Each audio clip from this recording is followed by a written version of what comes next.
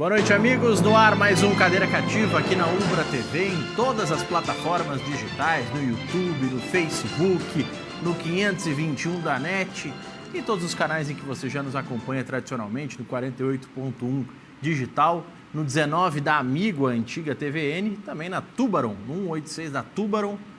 Com todas essas plataformas você acompanha o Cadeira Cativa. Hoje um Cadeira Cativa que vai falar muito de Internacional, vai falar muito do que se projeta para o Inter nessa temporada. Um Inter que deu sorte no sorteio, a gente pode colocar dessa forma no sorteio da Libertadores. O Inter não caiu em um dos grupos mais difíceis, mas o Thiago Galhardo tentou passar um recado, e que é um recado correto, que tem que ser passado, de que não tem essa de que o jogo vai ser fácil. Afinal de contas, a estreia do Inter já vai ser na Bolívia.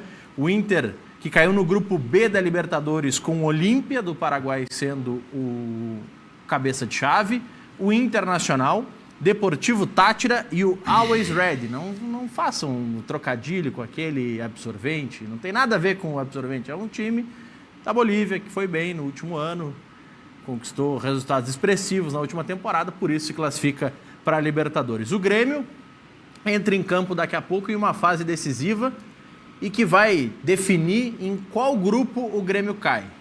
Porque se o Grêmio ganha, ele vai para o grupo A da Libertadores, que tem o Palmeiras, o Defensa e Justiça e o Universitário do Peru. Alguns podem dizer, poxa, mas esse grupo é fácil. Nem tanto, porque o Defensa e Justiça não tem um grande nome, mas é o atual campeão da Sul-Americana. Foi 2-1 o duelo quarta-feira do Palmeiras com Defensa e Justiça, ok? O Palmeiras conseguiu ganhar e tudo mais, mas não é um jogo tão jogado assim, é uma equipe que foi bem na última temporada. E vai ter nesse grupo Independiente Del Valle ou Grêmio ou Independiente Del Valle. A partir daqui a alguns instantes a bola começa a rolar no Paraguai, e aí toda a confusão que todo mundo já está situado, já acompanhou o jogo que seria em Quito.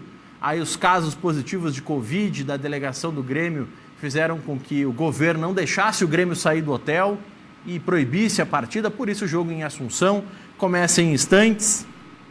O Renato faz de certa forma a lógica, o Renato barra a sua comissão técnica, porque o Renato também está com Covid, está em Porto Alegre, mas o Felipe Albuquerque, que saiu de Porto Alegre, foi para Assunção para encontrar o grupo, será o titular na lateral direita, para não inventar, para mostrar que respeita também o Independiente Del Valle.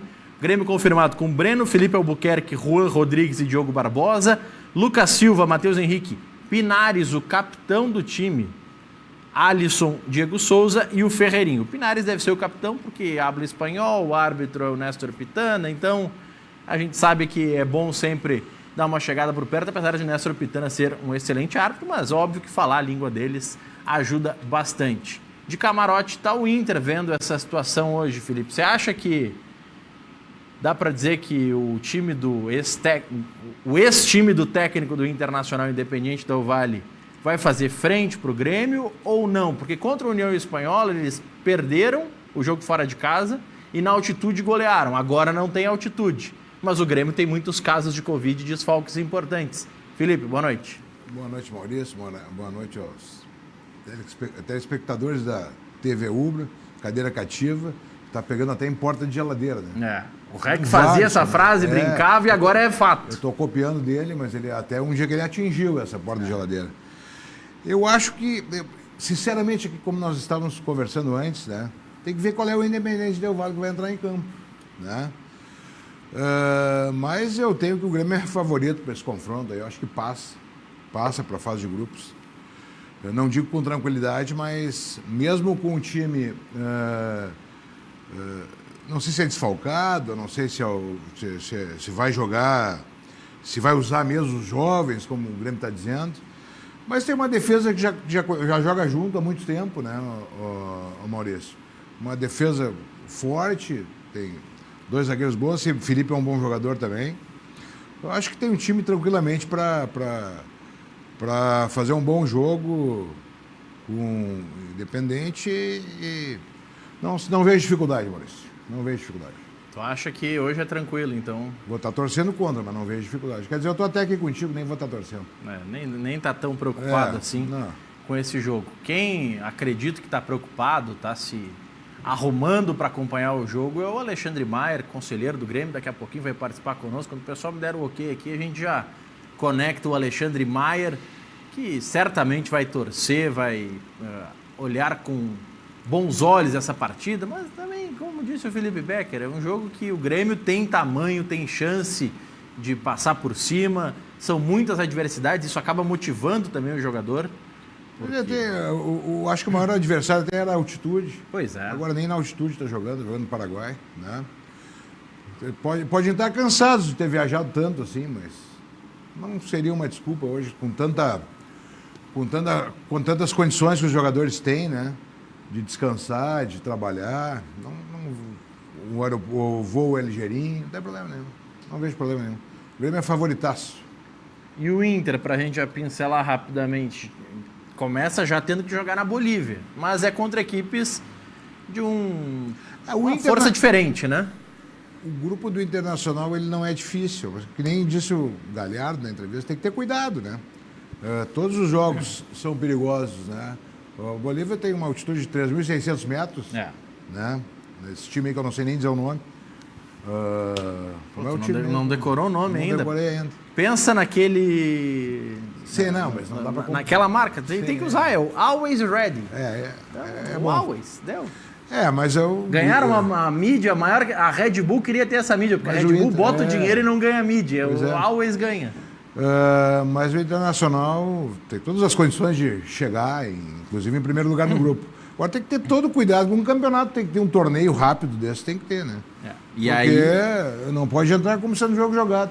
Mas é um grupo, teoricamente, que não é difícil. É um grupo, eu acho que é tranquilo de passar. Aí eu acho que o Inter tem que, inclusive, aproveitar essa oportunidade para fazer pontos, né? Para chegar lá na frente. O Felipe chama a Libertadores de um torneio rápido, só para exemplificar para o telespectador, Felipe Becker. Always Ready, fora de casa, dia 20 de abril. Dia 27, Inter e Deportivo Táchira no Beira-Rio. Dia 4 de maio, Inter e Olímpia no Beira-Rio. Dia 11 de maio, Deportivo Táchira e Inter na Venezuela. Dia 18 de maio, Olímpia e Inter no Paraguai. Isso num primeiro momento, né? Porque pode acontecer daqui a pouco que nem com o Grêmio. O jogo era no Equador, acabou no Paraguai.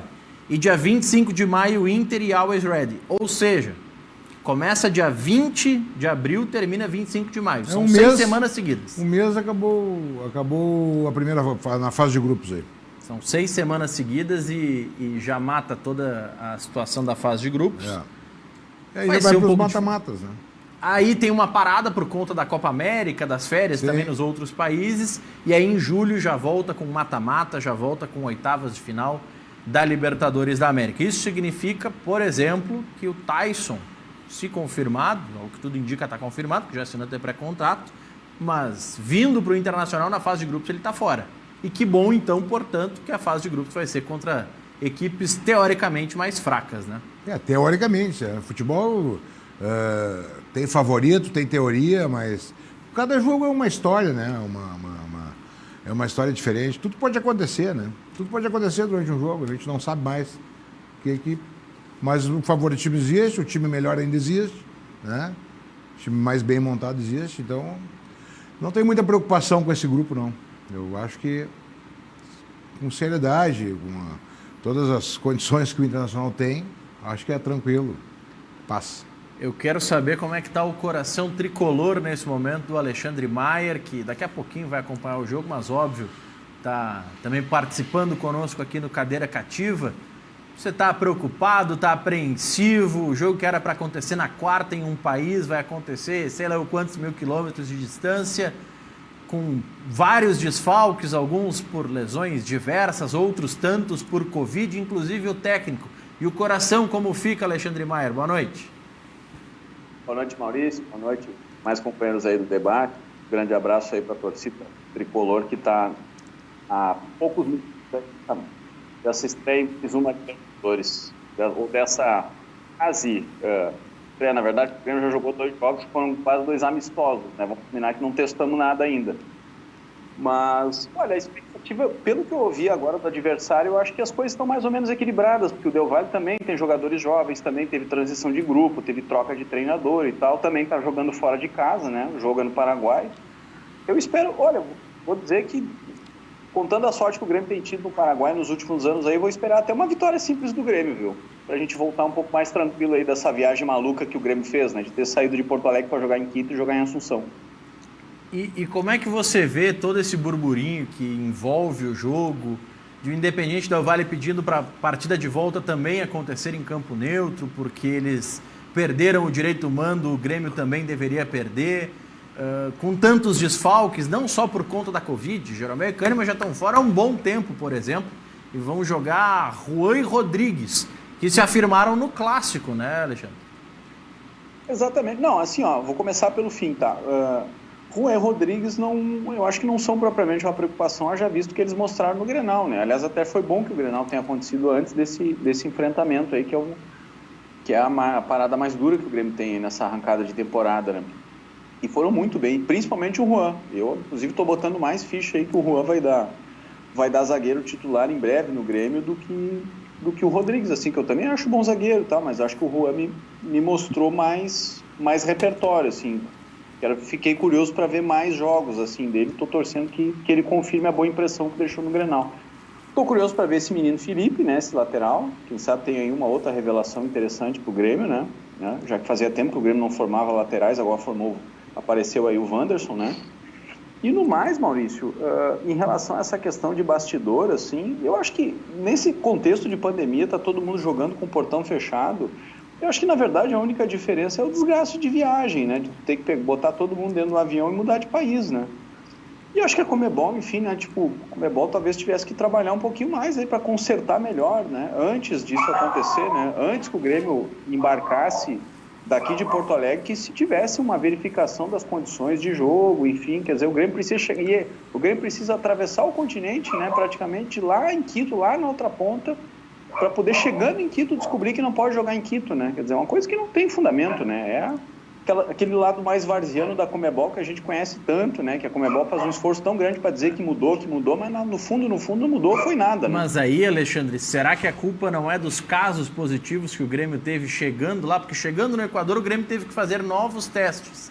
E aí, a partir desses novos testes e de 2 casos positivos, é que surgiu a proibição, inclusive, de treinar. Se entendeu que o Grêmio era um foco de Covid naquele momento no país, né? Mas eu te pergunto o seguinte, ó, vamos pensar como é que funciona na UEFA, né? Se tiver 1 ou 2 casos de Covid num clube alemão, ele tiver que jogar na França, ele vai ter que sair da França para jogar na Espanha ou na Inglaterra? Não acredito que a UEFA faça assim, né? Tipo, tô falando da UEFA porque é o paradigma de futebol mais organizado, mais potente do mundo, né? Não acho que seja razoável isso, né? Porque não é uma novidade, né? A pandemia não é mais uma novidade. Nós estamos vivendo isso desde fevereiro, março do ano passado, né? Já faz mais de um ano que nós estamos atravessando essa situação difícil de pandemia. E o futebol sul-americano voltou em agosto do ano passado, né? Ou em julho, não lembro se foi julho ou agosto, eu acho, né? Que a Libertadores voltou e a Sul-Americana voltou também. Quer dizer, não tem fundamento, né? Não tem explicação, né? Tu botar uma delegação inteira de um clube para ir para um país e tipo, porque teve, sei lá, o Grêmio não teve um surto de Covid, né? O Grêmio teve 3 casos de Covid, né? Eu entendo que até é mais um oportunismo político do governo equatoriano, sinceramente. Porque, Alexandre, fizeram mais movimentação do que se fosse jogar e ir embora. Com tudo isso que Exatamente, né? Muito mais movimentação. Eu achei... E a rigor... Os profissionais que correm risco de contato com os jogadores do Grêmio ou dos jogadores do Grêmio com o adversário, em Quito corre o mesmo risco em Assunção, né? Porque o ar de Assunção não vai mudar a propagação do vírus, né, de um país só porque trocou de país, né? Também... Deu só uma virada ali na tela do Alexandre Maia, o pessoal vai tentar corrigir ali com o Alexandre que a rotação de tela acabou traindo e é tradicional do ao vivo, acontece esse tipo de coisa. Mas, Alexandre, complemente, por favor, e já aproveitando para emendar, porque eu sei que daqui a pouquinho você vai querer assistir o jogo também. A notícia de hoje da confirmação de que as coisas estão finalmente andando para o Grêmio começar a administrar a Arena. Eu acredito, como o prazo foi esticado até outubro para o Grêmio fechar com a OAS, vendo a criatividade que muitos têm, inclusive em departamento de marketing alheios, que vão esperar para anunciar lá em setembro, na semana de aniversário do clube. Mas avançou e muito hoje, Alexandre. Não, na verdade, hoje, Maurício, pelo que eu acompanho do tema, eu acompanho tanto mais até pela imprensa do que propriamente do que de informação privilegiada, porque o Grêmio trata isso com muita reserva dentro do clube, né? Eu estava dizendo o seguinte, que o Grêmio trata esse assunto com muita reserva e a manifestação do Grêmio foi uma manifestação cautelosa e eu acho que é correto que seja, né? Porque essa situação de ver esse assunto praticamente resolvido já é uma situação que já se pôs outras vezes e acabou travando em outras variáveis, porém, eu escutei a fala da juíza e da promotora hoje na rádio e me pareceu que agora é um processo irreversível que de fato está dissolvido o principal entrave para essa questão. Resolvido. Eu acho que agora é uma questão de tempo. Eu acho que esse caso é o do fato de que amanhã o Grêmio não pode botar público na arena. No segundo semestre a gente tem uma expectativa melhor de que o Grêmio possa fazer um uso que é aquilo que a gente deseja, né? Que no segundo semestre a gente já tem aí um alcance maior da campanha nacional de imunização, né, das vacinas, e que esse resultado para o Brasil já consiga produzir e oportunizar que o futebol volte a ter público no segundo semestre de 2021, e aí nesse contexto um pouco mais ameno o Grêmio consiga confirmar a aquisição da operação do estádio, que é o que vem sendo gestado há muitos anos já, né? Alexandre, eu sei que a gente tem um compromisso de te liberar, até porque a bola está começando a rolar lá no Paraguai, mas eu quero te fazer uma pergunta que eu acho importante de a gente trazer para o debate para o Rio Grande do Sul. O Atlético Paranaense está defendendo lá e é um dos que está puxando a fila de um movimento de que outros empresários começaram para que empresas possam comprar vacinas, e o Atlético divulgou ontem uma nota oficial dizendo que quer comprar vacinas para os seus funcionários, para os seus atletas e para os sócios que ficaram em dia durante a pandemia, que demorariam mais por conta do programa de imunizações nacional, mas que o Atlético quer presentear os seus sócios também com esse tipo de vacinação antecipada, até para tentar voltar logo a assistir os jogos. Como é que você vê esse tipo de questão, que é polêmico? Porque alguns dizem que o programa tem que ser sempre o nacional, o programa do governo, outros dizem que as empresas têm que ter direito de comprar vacina, desde que exista uma contrapartida para o Estado, e que de fato acaba já sendo porque exime o Estado de ter que comprar mais vacinas. Enfim, como é que você vê essa questão, Alexandre? Olha, eu acho que primeiro a gente deve buscar analisar esse assunto com frieza, com racionalidade, com serenidade, tá? Sem tentar apaixonar e polarizar muito esse debate, porque senão ele é um debate que não avança. E ele é muito importante nesse momento, né? Aliás, não tem nada mais urgente nesse momento do que fazer isso, né? Talvez a única coisa mais urgente que haja ao lado disso é poder garantir, né, que as estruturas de saúde pública e privada tenham condições de absorver essa demanda alta e pesada que a Covid tem exigido, né? De norte a sul do Brasil, e aqui no Rio Grande do Sul não é diferente. Eu acho, honestamente, que é um equívoco estratégico em nível nacional pensar que isso seja possível em uma fase que estamos, onde o SUS ainda não é autossuficiente na sua necessidade de atender a demanda nacional. No momento em que o SUS passar a ser autossuficiente, não vejo problema nenhum. Por exemplo, vacina da gripe. O SUS tem vacina da gripe, não tem um problema de abastecimento da vacina da gripe. A vacina da gripe tem no SUS e tem na farmácia, e tem no plano de saúde privado, né?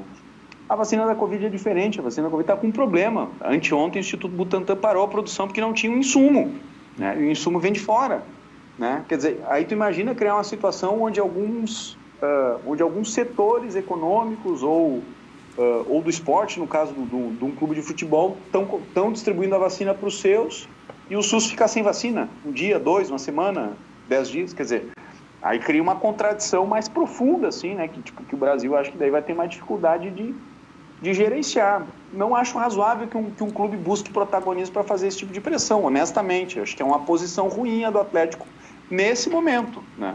Agora, claro, o futebol pode debater isso, como qualquer setor pode debater isso, ou pode se preparar para quando tivermos em condições de, né? E eu acho que ainda não estamos, né? Mas eu acho que nós temos que se preparar para estar, né? Não vejo problema nenhum. Se, a fila do SUS está ok, os grupos prioritários estão vacinados, o SUS tem vacina para quem ainda não se vacinou, beleza. Aí daqui a pouco alguém que precisa fazer uma vacinação coletiva, assim, pode comprar e fazer, né? Felipe, o que tu acha desse assunto? Eu concordo plenamente com o Alexandre. Enquanto não tiver vacina para todo mundo no SUS, eu acho que não tem que nem pensar numa situação dessa. Mas não é para aliviar o SUS que os empresários estão tentando fazer isso? Eu estou dando uma de advogado do diabo. Não, isso é um oportunismo, né, momentâneo. Eu acho que, primeiro, tem que ter vacina disponível para todo mundo, Alexandre. Depois pode fazer essas campanhas nos outros anos, vai ter que ter vacina sempre, entendeu? Aí claro. Pode fazer à vontade essa campanha. Eu penso exatamente o que ele falou sobre minhas palavras. É isso aí. Isso aí. Enquanto a gente não tiver autossuficiência nisso, fica muito complicado a gente tentar criar uma solução que resolva esse ou aquele setor, ou esse ou aquele grupo, né? Isso é uma questão até humanitária, Alexandre. Você não pode privilegiar algumas pessoas em desfavor das outras. Essa teoria eu não abro mão, é inegociável para mim. E a saúde pública, né? A saúde pública é direito universal de todos, né? Senão, ninguém aqui inventou, né? Isso está lá na nossa Constituição, inclusive. Isso é importante ter esse debate até para que todos possam opinar, para que todos possam participar. Deixa eu até colocar na conversa o Josa Novales, que é jornalista, acompanha futebol sul-americano, como poucos, e que vai nos ajudar a dissecar daqui a pouco os grupos da Libertadores. Também tem grupos da Sul-Americana. O Grêmio, se por um lado pode cair no grupo do atual campeão da América e do atual campeão da Sul-Americana, pode também, caso não se classifique na Libertadores, agora para a fase de grupos, pode reeditar a final de 2017. Josa Novales, tudo bem? Como é que vai, amigo? Boa noite. Opa, boa noite, tudo bem? Tranquilo. Vamos falar sobre Grêmio aí, sobre Inter, né? Vamos conversar aí sobre esse sorteio aí. O que te parece essa questão que a gente estava levantando aqui, que o Atlético está querendo vacinar os seus sócios, quer poder comprar também para os jogadores, para os funcionários, obviamente que pensando em voltar a ter público logo, mas também pensando em, de certa forma, homenagear os associados que ajudaram no período da pandemia. É mais um assunto polêmico. O Petralha não gosta quase de polêmica, né? A Petralha não gosta, né? Quase de polêmica. De fato, o Petralha, inclusive, está sendo... o Atlético está contratando jogadores aí, inclusive, questionáveis, né? Jogadores aí que tem aí algumas situações complicadas, né? Eu acho que não é um momento para grandes polêmicas. Eu acho que o momento é para muita reflexão, para muita objetividade, né? E para ações certeiras, né? Sobretudo das autoridades em relação a esse problema que a gente está vivendo. Nós estamos vivendo uma situação trágica, na verdade, muito trágica, né? E muita gente está levando isso como uma brincadeira, né? Então é preciso que as autoridades levem um pouco mais a sério. E, sinceramente, eu não consigo ter opinião sobre essa questão do Atlético, mas, a meu ver, assim, a distância me parece uma situação tanto quanto, se não oportuna, pelo menos, é só um pouco demagogo. Eu não consigo gostar muito dessa atitude aí, não. Eu prometi, a gente combinou com o Alexandre Mayer de que ele ficaria até os 15 do primeiro tempo, porque não ia perder tanto e tal do jogo. Mas, Alexandre, eu vou te dar uma notícia boa. O Diego Souza já abriu o placar, fica tranquilo, tá? Aí, maravilha, hein? Diego Souza, o homem é bola na rede, né? Goleador é goleador. 1-0 já pro Grêmio, com 9 minutos de bola rolando. Teu palpite para esse jogo, Alexandre, até para poder te liberar, e o que tu espera ver? Validar os jogadores jovens da zaga? É o Felipe na lateral direita, que, ok, é o quarto, quinto da hierarquia do Grêmio, talvez sexto até, porque muitos já jogaram por ali, ainda tem o Rafinha chegando, tem o Léo Gomes se recuperando, tem Wanderson e Vitor Ferraz, que estão fora por Covid. O que mais te atrai a acompanhar daqui a pouco com as informações desse jogo, hein, Alexandre? Me atrai justamente nessa linha. É poder ver uma afirmação de alguns valores dos egressos das categorias de base, aí, nos dá um pouco mais de segurança em algumas posições e dar uma rejuvenescida no time do Grêmio. O time do Grêmio da temporada passada foi um time um pouco envelhecido, com a média de idade alta, que estava cansando muito cedo e com muita gente no departamento médico com muita frequência, né? Se tu bota um sangue novo aí, tu consegue atravessar uma temporada com maior segurança, né? Consegue rodar o grupo. O jogo de hoje é importante, né? Para poder dar uma casca para essa gurizada, né? Porque é jogo decisivo e é um adversário que não é o Ayacucho, né? Um adversário que foi campeão da Sul-Americana agora recentemente, né? Que cresceu no cenário do futebol sul-americano e, bom, tá bem, abrimos o placar, mas é peleia. Meu palpite é 2-1 pro Grêmio, tá? Então tu ainda espera sofrer um pouquinho no jogo. Sim, daqui a pouco os caras empatam, a gente faz o gol no finalzinho. O que tu acha? Tá otimista, mas tá um pouquinho precavido o Alexandre Maia. Alexandre, obrigado, grande abraço. Abraço pra galera do Grêmio Multicampeão aí também que tá na audiência. Grande abraço pra vocês, bom programa. Abraço, Alexandre. Grande abraço pro Alexandre, pro Matiello, já que foi estado multicampeão, pro Cristiano Becker e outros tantos que participam também aí da vida política do Grêmio, são grandes parceiros também nossos. O José Novales está dividindo tela comigo porque a gente quer o auxílio do José Novales. Ele nos ajudou muito ano passado, antes ali do sorteio das oitavas de final da Libertadores, até para a gente conhecer um pouco mais desses outros clubes. Tem muito clube que já tem uma certa tradição na Libertadores, mas também tem clubes que não têm tanta tradição. No grupo E, por exemplo, tem ali, ó, é o grupo da situação financeira do REC, são os rentistas, que vivem de renda, entendeu? O REC tá com muito, então sabe como é que é, né? Felipe Becker, que é cunhado do homem, sabe mais do que eu. Surge no grupo do Inter um Always Ready, que ninguém sabia muito sobre. O Deportivo Laguaira até já surgiu um pouquinho, mas ainda é um dos tímidos do cenário do futebol sul-americano. União La Calera ali no grupo do Flamengo tende a ser o saco de pancadas, porque a LDU é um pouco mais forte, o Vélez tem um pouco de tradição. Enfim, eu falei um pouco destes que não são tão conhecidos, mas vamos começar pelo grupo B, que é o grupo do Internacional, que já estreia na altitude contra um Always Ready. O que esse clube fez para chegar no ponto que está atualmente, José Novales? Muito dinheiro, né? Muito dinheiro dos empresários. Há um movimento de alguns empresários lá no cenário do futebol boliviano, né, que estão fazendo investimento para conseguir construir grandes equipes. São equipes que têm gestões muito responsáveis, né, com cobrança direta, né, sobre cada contratação, né, o dinheiro que entra, o dinheiro que sai. Então tem um movimento de criação de clubes desse porte lá na Bolívia. O Always Red é uma dessas equipes.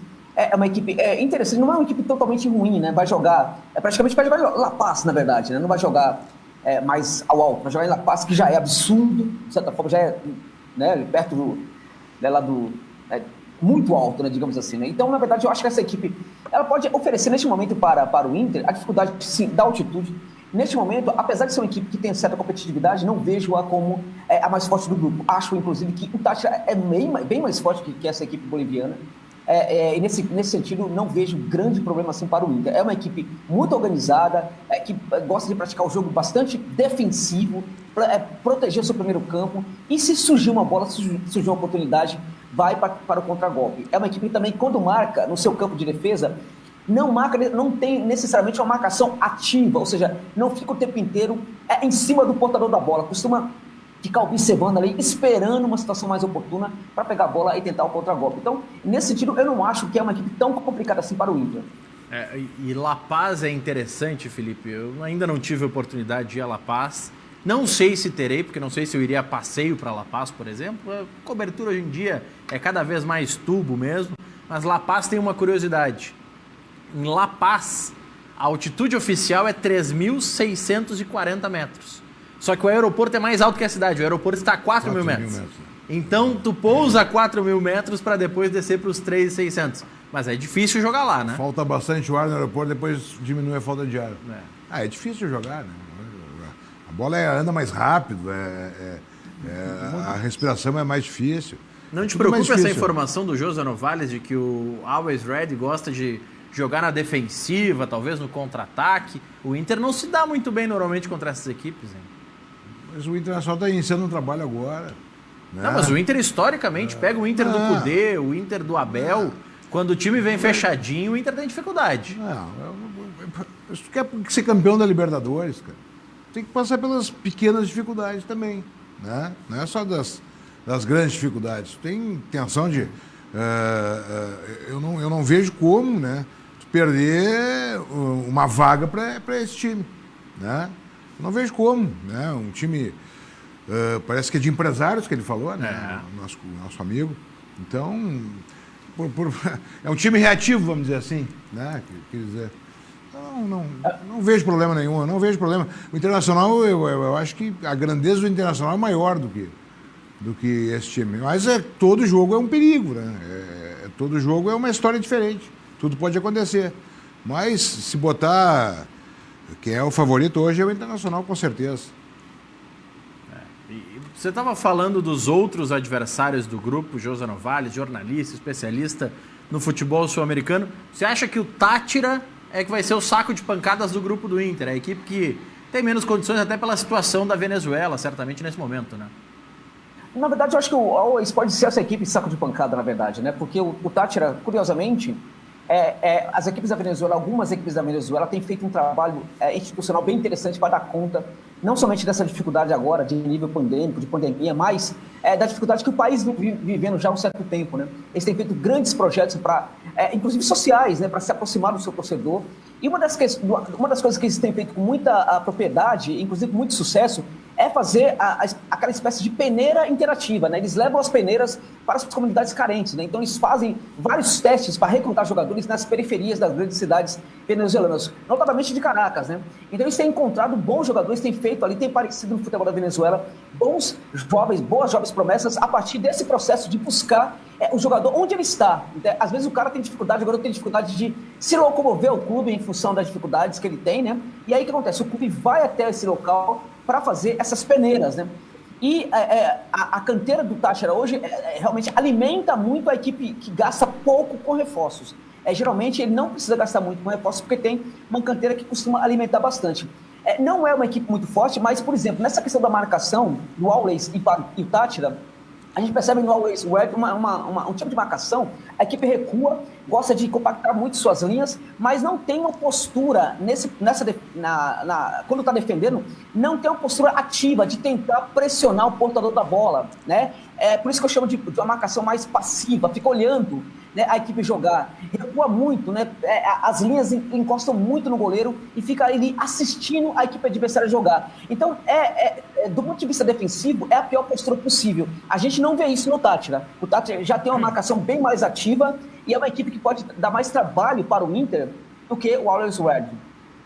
Interessante, e o que chama a atenção na análise do José Novales é que ele mostra conhecimento. Não, isso que é do importante. Trabalho de base do Táchira, trabalho social também, né, Felipe? O programa hoje para mim é uma aula. Eu gosto muito dele e procuro escutar sempre que posso, porque ele conhece o clube, o time e a postura, né, do time. Isso é muito bacana. A gente gosta de futebol. Eu não sou um conhecedor tático de futebol, né? Também o tatiqueza, em alguns momentos, chega a encher o saco. Né? Eu sou um cara que olha futebol e vejo se está bem ou mal, se está melhor ou pior. Não sou um grande conhecedor de jogador, de esquema de jogo, né? Mas eu gosto de ouvir para tentar aprender. E não vai ler, sensacional. Obrigado pela oportunidade de estar conversando contigo aí, meu amigo. É uma honra falar sobretudo sobre o futebol gaúcho, né? Essa questão dos times venezuelanos, nesse caso do Táchira em especial, eles inclusive abrem o clube em alguns momentos para receber a garotada, né? Para fazer ali várias festas, né? Como, por exemplo, na questão do Dia das Crianças, né? Geralmente existem festas nesses clubes. O Táchira faz isso, o Caracas faz isso também. O Deportivo Anzoátegui, que é uma equipe de uma outra região da Venezuela, também faz muito isso, né? Eles abrem o clube, por exemplo, no Dia da Criança, para distribuir presente para essas crianças. Eles têm feito um trabalho social impressionante. Trabalho no inverno, por exemplo, de arrecadação de roupa, de mantimento. Tem feito muitas coisas, até porque no país a situação está muito difícil realmente, né? É importante, é legal ter esse relato, porque esses momentos difíceis, alguns clubes acabam se fechando, acabam não fazendo tanto quanto podiam. Eu, particularmente, sou um crítico. Eu vejo muitas coisas boas do que a dupla Grenal fez nesse enfrentamento da pandemia, ofereceram seus estádios, mas por que não existe um drive-thru permanente no Beira-Rio e na Arena para deixar doações de alimentos, doações de agasalhos? Está voltando a campanha do agasalho agora, o frio está chegando. E não existe tanto essa mobilização aqui, não só em Grêmio Internacional, mas em todos os clubes do Brasil. Parece que eles criaram a bolha sanitária para os atletas, criaram ali algumas ações de convívio com a sociedade, mas eu, particularmente, tenho a visão de que, poxa, se você tiver um drive-thru permanente no Beira-Rio, um drive-thru permanente na Arena, com um funcionário que seja recebendo doações e destinando para entidades de caridade ou destinando para pessoas que ali do entorno da arena, o entorno da arena tem muita gente que está passando fome. Mas às vezes tem projetos sociais que tu não enxerga que ocorrem. Mas aí é falha do clube que não mostra. E outra coisa, as torcidas organizadas internacional também fazem bastante coisa. Sem dúvida. Então, teve aquela campanha do Inter e Grêmio junto, foi muito bacana no início da pandemia. Eu até estou perdido já em pandemia, porque tá durando tanto. A gente nem sabe mais ver as épocas. Mas eu acho que Inter e Grêmio fazem campanha assim. O Inter e Grêmio... Mas fazem pouco perto do que podiam fazer, eu acho. Porque assim, a Os principal... consulados fazem muito campanha também, no interior do estado. Mas que Felipe, é uma coisa meio pequeno, escondido. Por que Inter e Grêmio não fazem, por exemplo, parte de um projeto, não tem o seu projeto como tem o Dunga? O Dunga vem 2, 3 vezes na semana em empresas aqui, na Ceasa, vem em supermercados, enfim, grandes redes que fazem doação. Ele leva lá na ponta, lá no final, para quem está precisando. Montou saco de dormir para os moradores de rua no período da pandemia. O D'Alessandro participou das ações, teve jogador do Grêmio que participou também com o Dunga. Por que Grêmio e Inter não são o motor dessas ações? E não é ação que custa nada para o clube. Imagine o quanto não valeria para uma marca. Vamos pegar o Zafari, por exemplo. O Zafari não faria uma parceria com o Grêmio e Inter para arrecadação de alimentos? Faria. Outros supermercados fariam também.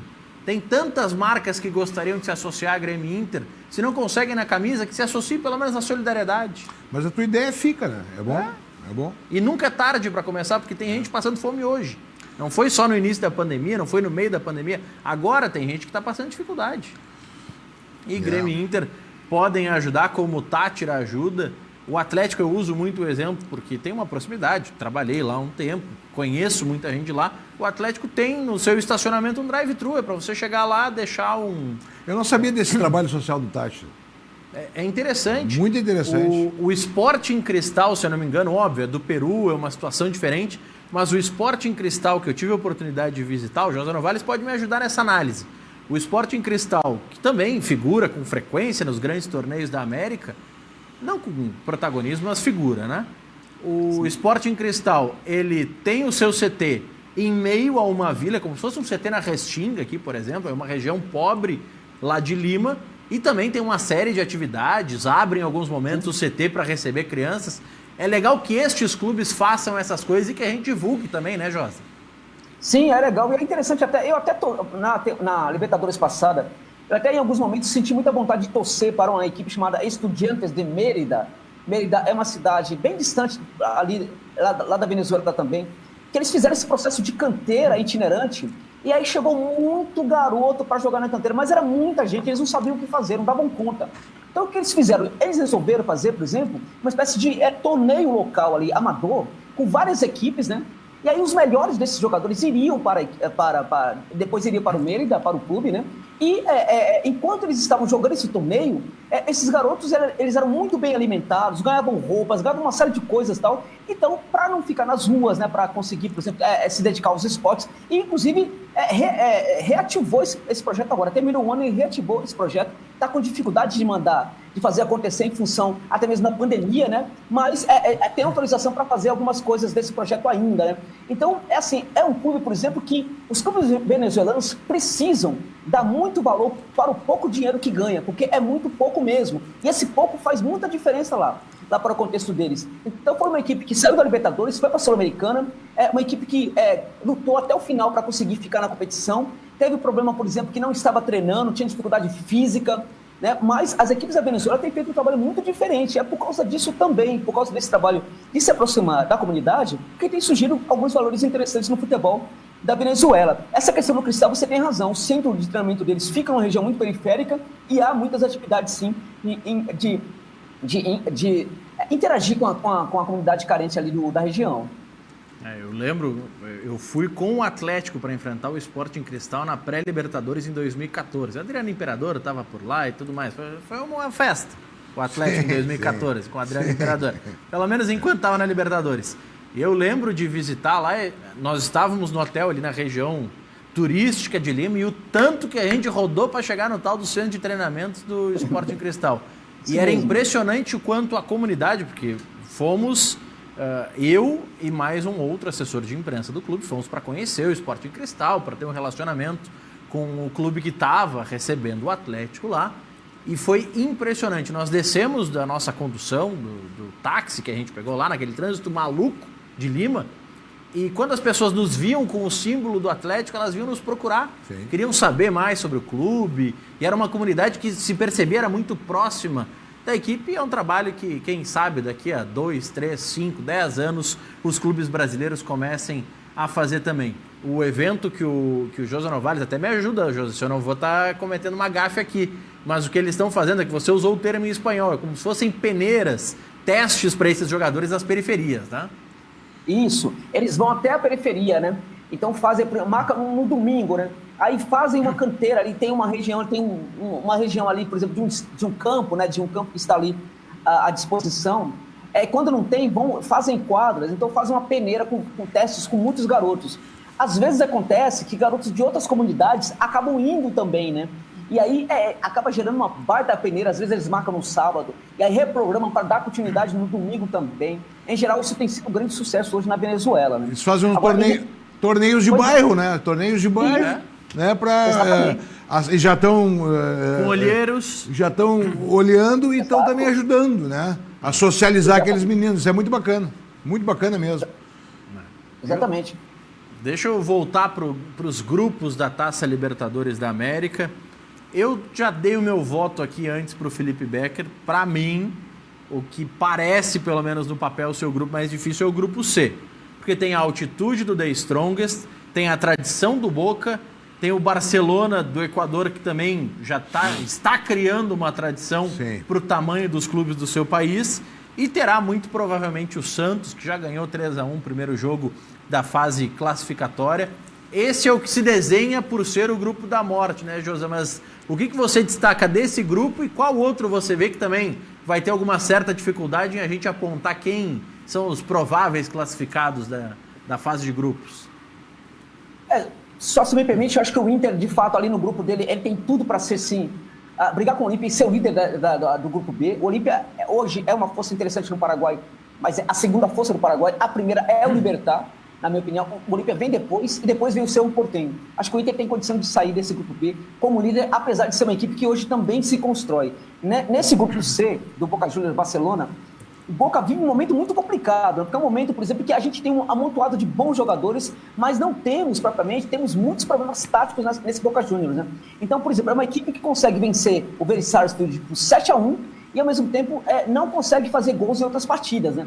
Então, quando isso acontece, a gente percebe que quando os jogadores estão bem, eles conseguem fazer um grande jogo e gerar um grande resultado para a equipe. Quando eles não estão muito bem, eles não conseguem ser resultado. Ou seja, taticamente a gente não vê hoje no Boca uma equipe forte, mas tem a tradição, tem a camisa e deve ficar assim como dessas vagas. O Barcelona de Guayaquil é um clube que hoje vive uma certa crise institucional, mas encontrou um técnico chamado Fabián Bustos, né, que conseguiu gerar um encaixe na equipe, inclusive impediu que alguns jogadores saíssem do clube, alguns jogadores que queriam ser negociados. Ele chegou, conversou com todo mundo. Hoje esse Barcelona é uma equipe bem forte, bem diferente do que estava sendo na temporada anterior. O Strongest não vive seu melhor momento, né? Mas também é uma equipe que joga na altitude, tem uma tradição na Libertadores, uma certa tradição, deve fazer sim a diferença. Acho que é um grupo difícil para o Santos, mas eu acho que o do River, o grupo D, se você me permite, acho que é mais complicado nesse momento até do que o grupo C, o grupo do Santos. Né? Também é um grupo bem interessante. Tem River, Independiente Santa Fé, Fluminense e Bolívar ou Júnior. Exato. É um grupo difícil também. Vamos fazer o seguinte, a gente vai falar sobre esse grupo, sobre os demais grupos de brasileiros e também sobre a Sul-Americana e mais sobre o Internacional. Tem muita notícia do Inter. Teve o Jorge Machado entrando na FIFA contra o Inter, porque não conseguiu negociar com o CEO do clube e tudo mais. Tudo isso a gente vai conversar. Ele disse que ia entrar, mas ele não viu esse movimento ainda. Mas está entrando na FIFA contra o Inter por conta desses problemas. A gente vai debater mais depois do intervalo. Já voltamos. Classificando-se, entra no grupo A da Libertadores, que já conta com Palmeiras, Defensa e Justiça e o Universitário do Peru, e vai contar com Grêmio ou Independiente Del Valle. José Novales, jornalista, especialista em futebol sul-americano. Vamos secar grupo por grupo. A gente já falou um pouco mais do grupo B, que é o grupo do Internacional, Mas no grupo A, que tem essa dúvida ainda entre Grêmio e Independiente Del Valle, como é que você vê que como é que está o equilíbrio das forças nesse grupo, hein, Josa? Eu vejo o Palmeiras uma equipe com certo favoritismo, porque terminou a temporada com um padrão de jogo muito ajustado, né, e começa essa temporada, mesmo que não tenha ido bem contra o Defensa e Justiça, acredito que vai retomar esse padrão. Defensa e Justiça é uma equipe que tem hoje um novo técnico, que é o Becacete, né, que aprofunda o modelo ofensivo do Hernan Crespo, só que ele ainda não está encontrando os intérpretes para fazer esse trabalho muito bem. Então, esse defensa ainda requer muitos ajustes, talvez não dê tempo, inclusive, para fazer isso, porque é uma equipe que precisa de muita intensidade para que o seu jogo aconteça. Essa intensidade, inclusive, tem dificuldade de ser construída nesse contexto de pandemia, porque às vezes tem um outro jogador que sai da equipe por Covid e tudo mais. Esse defensa, neste momento, ainda está se projetando para ser uma equipe interessante, mas no momento atual, ainda não é uma equipe tão forte assim. O Universitário de Lima, ele vive uma certa... É um gigante peruano, é muito grande, né? Tem aquele estádio fantástico, aquele estádio 1, né? Onde o Flamengo, inclusive, jogou a final da Copa Libertadores de América. É impressionante como um clube que tem um estádio daquele, por exemplo, e outras grandes instalações, vive um momento tão lamentável como vive o Universitário de Lima. É uma equipe muito decadente, um clube muito decadente, assim como outros clubes, infelizmente, do futebol peruano. O futebol peruano hoje está numa crise institucional muito séria. Curiosamente, todas as equipes da primeira divisão são clubes empresas, né? O que sinaliza que nem sempre um clube empresa vai ser um sucesso. Todos são clubes empresas. Inclusive, o Aliança Lima precisou virar um clube empresa para, curiosamente, não melhorar, mas cair para a segunda divisão pela primeira vez na sua história de futebol profissional lá do Peru. Então, as equipes peruanas não estão bem das pernas, e o Universitário é esse clube gigante em que os seus dirigentes usam muito da imagem da instituição para a promoção pessoal e deixa o futebol de lado. É um clube hoje fragilizado. Acho que Del Valle ou Grêmio, que entrar nesse grupo, deve lutar com o Palmeiras pela vaga.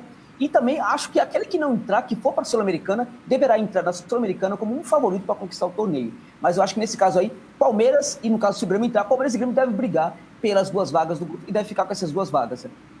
Interessante a análise do Josa Novales. Grupo B, que é o grupo do Inter, nós já falamos. O Inter estreia fora de casa contra o Always Ready. Depois são 6 semanas seguidas de jogos, com o Inter enfrentando depois Deportivo Táchira e Olímpia no Beira-Rio. E no segundo turno joga 2 fora e fecha com o Always Ready no Beira-Rio. Grupo C, nós falamos por cima já da situação do Boca, que o Boca não está tão bem. O The Strongest tem a questão da altitude a seu favor. O Barcelona, Josa Novales também disse que não está no melhor dos seus momentos, está se reestruturando também. Grupo D foi um grupo que você apontou antes, Josa, como um dos grupos mais difíceis dessa Libertadores, porque tem River, então também tem o fator de um argentino forte, tem o Independiente Santa Fé, o Fluminense e vem mais um da fase preliminar, entre Bolívar e Júnior. Por que você acha que esse é um dos grupos ou o grupo mais difícil, Josa? Porque no cenário do futebol colombiano, os clubes grandes também não vivem fazendo um trabalho, a lição de casa do ponto de vista institucional, né? Anda deixando muito a desejar, aliás, como é o que acontece muito aqui no Brasil também. Esse Independiente Santa Fé costuma ser muito bom na história quando ele é uma equipe defensivamente boa. Essa equipe, curiosamente, é uma equipe defensivamente também muito bem. Com exceção de 2 jogadores que costumam entrar na equipe, né? Sempre um ou outro, nunca os 2, que são jovens, um abaixo de 24 anos, tem acho que 24 anos, o outro com 22 anos, todos os demais têm mais de 28 anos. É uma equipe de jogadores muito experientes, é uma equipe assim, que só pensa mesmo em defender e partir para o contra-golpe, mas é uma equipe muito defensiva e que ganhou muita consistência nesse começo de ano lá no Campeonato Colombiano. Neste momento, o Santa Fé é uma equipe bastante competitiva e bem difícil de ser batida. No caso do Júnior e do Bolívar, o Júnior é um clube extremamente bagunçado, em que o presidente da equipe, praticamente o dono do Júnior, na verdade, né? É um dirigente bastante, assim, ele não se importa mesmo com a bagunça que os jogadores fazem. Geralmente é jogador brigando com o técnico, o jogador já saiu na porrada com o técnico nos vestiários. Teve um jogador que mandou fotos do corpo dele, né, nu, para a esposa de outro jogador do elenco. O presidente, quando ficou sabendo disso, ele deu risada, né? A ponto do outro jogador pedir para sair do clube. Esse é o Júnior Barranquilla, é um clube que tem bons jogadores, mas que não consegue se ajeitar como equipe. Então, acho que quando a gente olha para o campo, tirando a questão da altitude do Bolívar, mesmo na baixa, digamos assim, esse Bolívar hoje é uma equipe muito competitiva que pode até ganhar do Júnior, mesmo sem altitude. Então, se entrar o Bolívar nesse grupo, acho que fica ainda mais complicado. Mas por causa da altitude e por causa da equipe do Bolívar, que lá na Bolívia é uma equipe que está destoando em relação às outras, está muito à frente das demais. Então, o Santa Fé hoje é uma equipe muito competitiva. O Bolívar, se entrar nesse grupo, e deve entrar nesse grupo, na minha opinião, é uma equipe também bastante forte. E o River Plate entra na Libertadores para vencer essa competição. Então, para o Fluminense, que também não está se ajeitando nesse começo de temporada, a situação é muito difícil nesse grupo aí. Pô, mas essa história que contou o José Novales, muito amigo, hein? Bah, que loucura, né? É uma várzea, então, né? Sim, É uma várzea.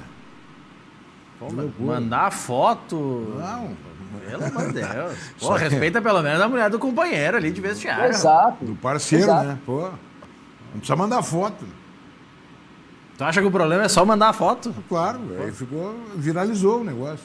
Pô, mas mandar a foto e ir pra cima da mulher do companheiro, olha... Não, o problema não é mandar foto, mas ficaram sabendo porque mandou a foto.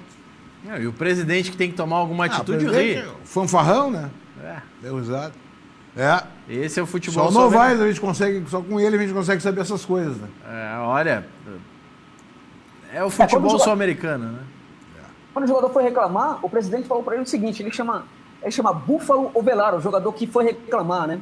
É o centroavante, né? Muito forte. Ele foi reclamar, ele resolveu não partir para agressão, ele foi reclamar com o presidente, pediu uma atitude, o presidente falou o seguinte, não tá satisfeito, é só ir embora, né? Ele foi embora realmente do clube. E o Theo Gutierrez, que foi o autor dessa palhaçada, né? Continua lá no clube, fazendo seus gols, mas às vezes aprontando muito também. Que belo ambiente no vestiário. Bom, se eu sou colega do Theo Gutierrez e a minha esposa é num patamar como é minha esposa de verdade, eu já fico preocupado. O cara vai sair mandando foto pra minha mulher, rapaz? Que história é essa? Que loucura. Aí, pô, aí traíra cá, hein? Meu Deus. Mas é artilheiro, fazedor de gols, tem gente que releva, né? O presidente gosta, né? O presidente gosta. A gente já falou de 4 grupos da Libertadores. Depois do intervalo a gente vai falar um pouquinho mais sobre o Inter, como é que tá o momento do Inter, o que o Josa Novales pode nos falar sobre o trabalho do Miguel Ángel Ramírez, o que tem que dar de tempo, o que ele já conseguiu fazer, o que ele ainda precisa fazer. E não tenha dúvida, né? Se no início da Libertadores o Inter podia cair em um grupo difícil, que ia complicar o trabalho do Miguel Ángel, o grupo atual certamente vai dar mais tempo, mais chances de errar, mais chances de conhecer o grupo para o técnico colorado. Já voltamos. Sobre o sorteio, em especial, obviamente, o sorteio que indicou o caminho do Inter na fase de grupos da Libertadores, falou hoje à tarde Thiago Galhardo. Sabemos que tem o Olímpia, né, 3 vezes campeões da Libertadores, tem o time de La Paz, né, que além da altitude é o campeão boliviano, é o atual campeão, e o Deportivo Táchira, que é o time venezuelano que mais participou de Libertadores, né, edições de Libertadores. Então, na prática, na teoria, dizem que é mais fácil, né, perante outros grupos, mas na hora que for para a prática, é muito difícil, são clubes competitivos, tem a questão da altitude. A gente, quando você entra numa competição e você quer ser campeão, você não pode escolher adversário, independentemente da fase que você comece. E o objetivo do Inter é sempre entrar para disputar título, então, se foi esse o nosso caminho para começar a ser trilhado no dia 21, é esse caminho que nós vamos trilhar e que possa ter um desfecho positivo. Você já teve experiência na altitude? Você acha que realmente a altitude é capaz de interferir no resultado de uma partida? Sim, já joguei na altitude pelo Botafogo, já joguei pelo Vasco, e de fato é diferente, a bola fica mais rápida, cada fisiologista tem uma forma diferente de agir perante a altitude, né?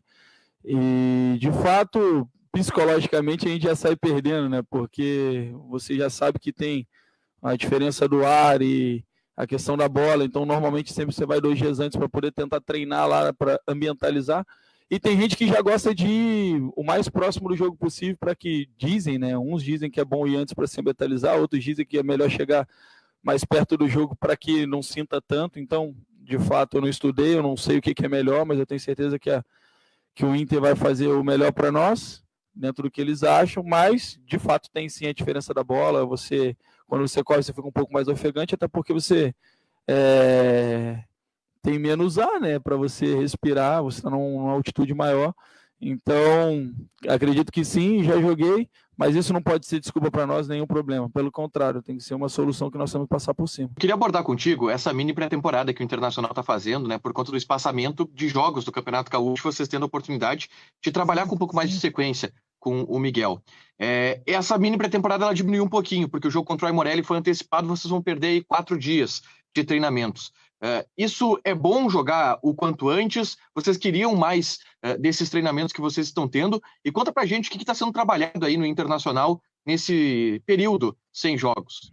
Olha, para mim, quanto mais tempo de preparação, melhor é, né? Então, eu preferia continuar treinando como era a primeira programação que foi nos passado. E, infelizmente, o nosso calendário, devido ao Covid, acaba tendo algumas alterações. Nós temos que nos adequar da melhor maneira possível.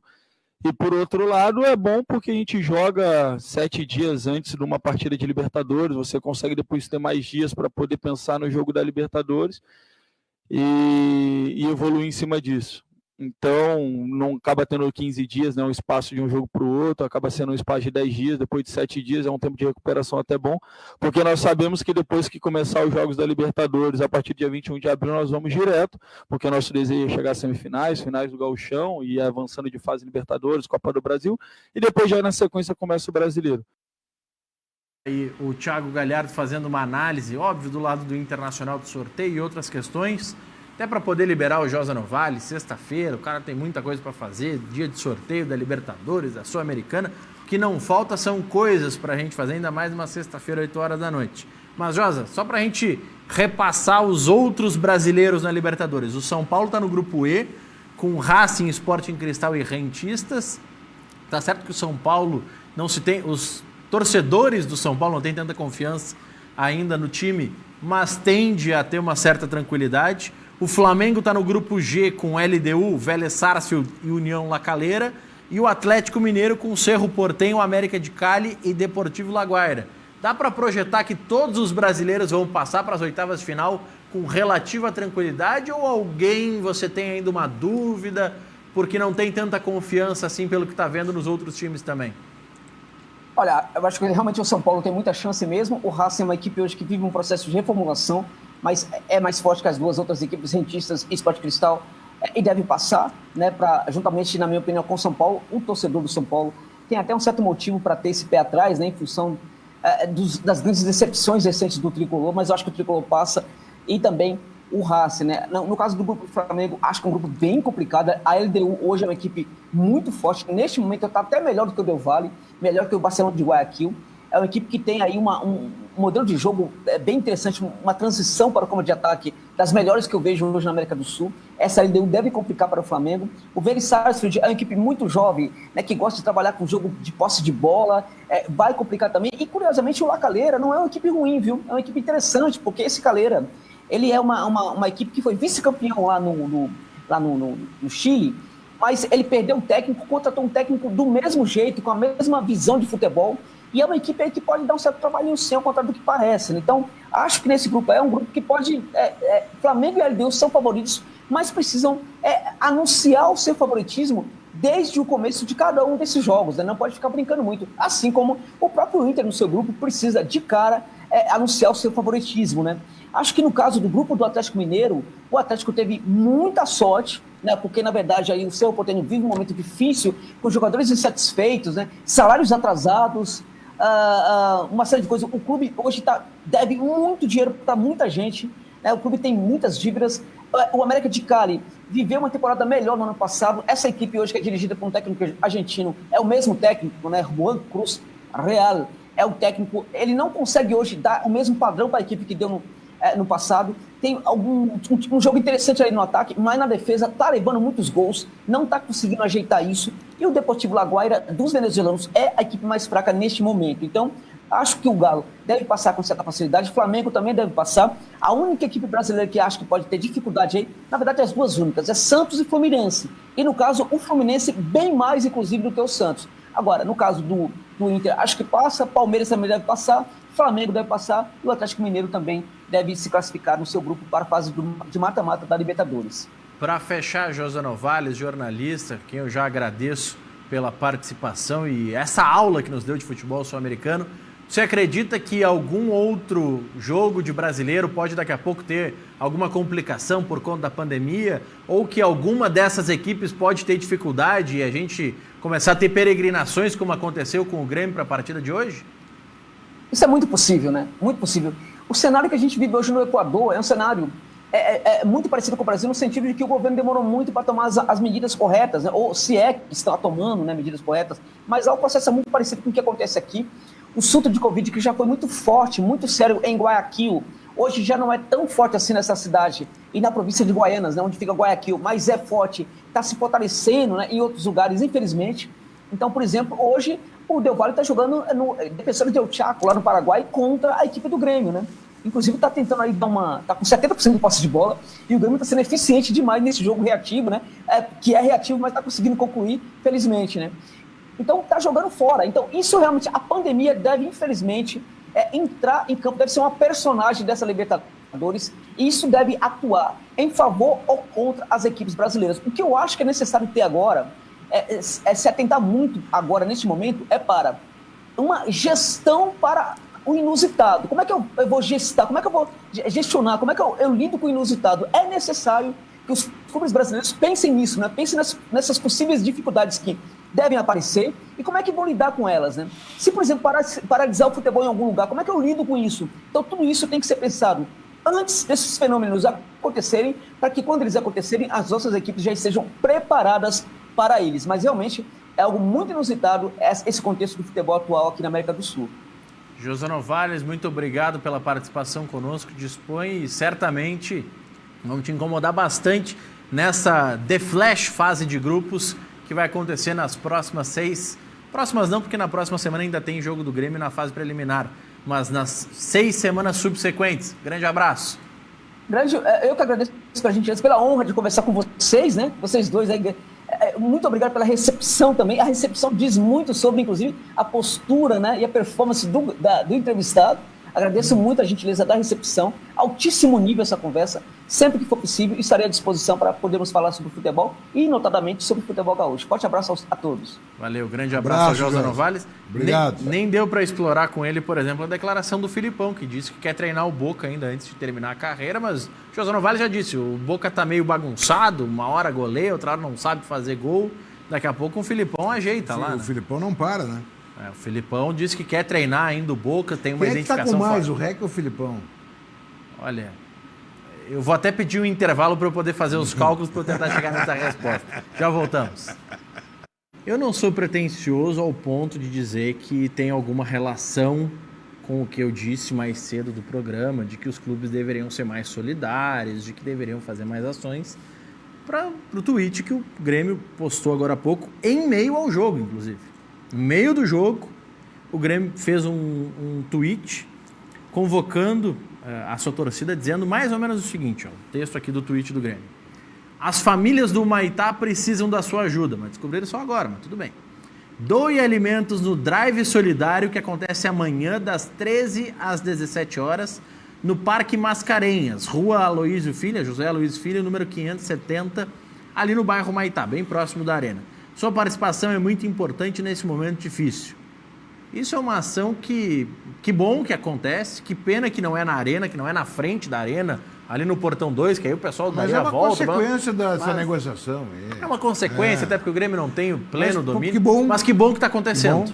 Não interessa por que acontece, deve que aconteça. E que aconteça neste sábado, dia 10, que aconteça na segunda-feira, na terça, na quarta, porque quem está com fome não consegue esperar. Não tem hora, né, cara, pra comer. Então, e que uma entidade beneficente seja agraciada com essas doações, que no próximo dia outra entidade seja, que os moradores do entorno, daqui a pouco, o cara não tem condições, ele está no entorno da Arena, está perto até do drive-thru, chega lá, está precisando de alguma coisa, já ganha uma... O povo brasileiro é solidário. Claro.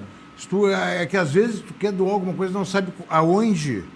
Entendeu? Tem muita gente que não quer doar. Eu, por exemplo, eu ajudo, mas eu tenho aonde levar para quem dá. Eu tenho uma pessoa que tem esse dom de pegar, buscar e levar numa entidade que sabe levar. Então tem muita gente que quer doar e não tem oportunidade de doar porque não sabe como fazer para doar. E eu conheço muita gente boa que faz isso. E para facilitar, porque tem gente que, não, mas eu vou sair na pandemia.